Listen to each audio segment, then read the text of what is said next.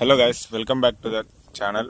ఇవాళ ఈరోజు ఆ ప్రాసెస్కి సంబంధించి మనకి ఒక సపోజ్ క్యాంపస్లో యూనివర్సిటీలో సీట్ వచ్చిన తర్వాత మనం ఏ సర్టిఫికేట్ సబ్మిట్ చేయాలనేది ఇప్పుడు మనం ఈ వీడియో తెలుసుకోబోతున్నాం.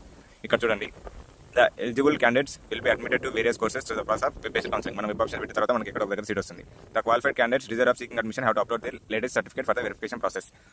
మన సీట్ని మనం కన్ఫర్మ్ చేసుకోవాలంటే మనం ఆఫ్లైన్ వెరిఫికేషన్ పోవాలి. అప్పుడు మన అక్కడ ప్రొవైడ్ చేసిన సర్టిఫికేట్స్ మనం వాళ్ళకి సబ్మిట్ చేయాలి. అవి ఏమనేది మనం ఈరోజు తెలుసుకుంటాం.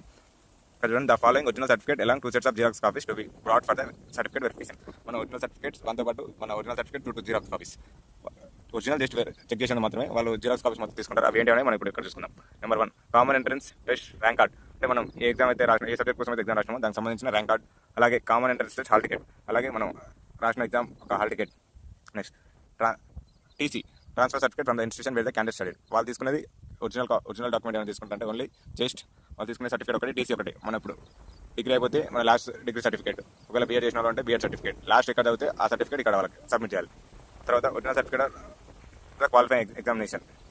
నెక్స్ట్ కన్సల్టెంట్ మెమో, మన డిగ్రీ మెమో. ఇంకా ప్రొవిజనల్ మెమో, మన డిగ్రీ మెమోస్. తర్వాత SSC certificate, proof of local and non local. అంటే ఇది మన లాస్ట్ 7 years స్టడీ చూస్తారు. అంటే 9th class 10th class intermediate and degree total 7 years study మన తెలంగాణలో ఉంటే మన లోకల్ కోసం. అది ఒకవేళ అలా లేకుంటే నాన్ లోకల్ అయితే వాళ్ళకి సర్టిఫికేట్ ఉంటుంది, అది సబ్మిట్ చేయాలి. నెక్స్ట్ తర్వాత లేటెస్ట్ కమ్యూనిటీ సర్టిఫికేట్, మన క్యాస్ట్ సర్టిఫికేట్. తెలంగాణ తర్వాత మన క్యాస్ట్ సర్టిఫికేట్ మీద తెలంగాణ స్టేట్ వచ్చి తీసుకున్నదంటే అప్పటి నుంచి ఏదైనా అది valid. Next latest income certificate from reliant authority. ఇది ఎప్పటి నుంచి ఉండాలంటే ఆఫ్టర్ April 1, 2025 తర్వాత తీసుకున్న ఇన్కమ్ సర్టిఫికేట్ అయితే బెటర్. పాతది ఉంటే అది వ్యాలిడ్ కాదు. April 1 తర్వాత 2025 తర్వాత ఉన్నది మాత్రం యాక్సెప్ట్ చేస్తారు.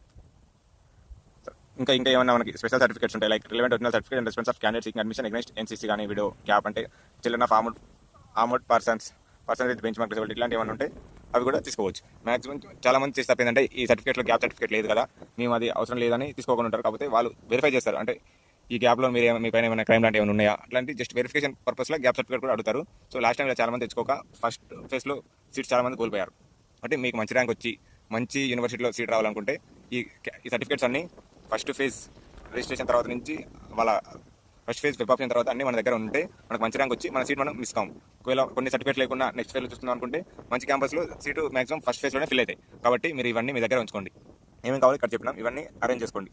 ఇంకా టైం ఉంది, ఈ రోజు లేదా రేపు రిజల్ట్స్ వచ్చే ఛాన్స్ ఉంది, ర్యాంక్ వచ్చే ఛాన్స్ ఉంది. ఇది వచ్చిన తర్వాత 1 week టైం ఇస్తారు. ఆ 1 week టైంలో మనం రిజిస్ట్రేషన్, లాగిన్ క్రియేట్ చేసుకోవాలి. తర్వాత ప్రాసెసింగ్ ఫీ ఉంటుంది, కొంచెం పే చేయాలి. తర్వాత ప్రిలిమినరీ సర్టిఫికేట్ వెరిఫికేషన్ అంటే ఫస్ట్ ఆన్లైన్లో సర్టిఫికేట్స్ అప్లోడ్ చేయాలి. అది ఎలా చేయాలనేది మేము ఆ ప్రాసెస్ వచ్చినప్పుడు మళ్ళీ ఇంకో వీడియో రిలీజ్ చేసాం.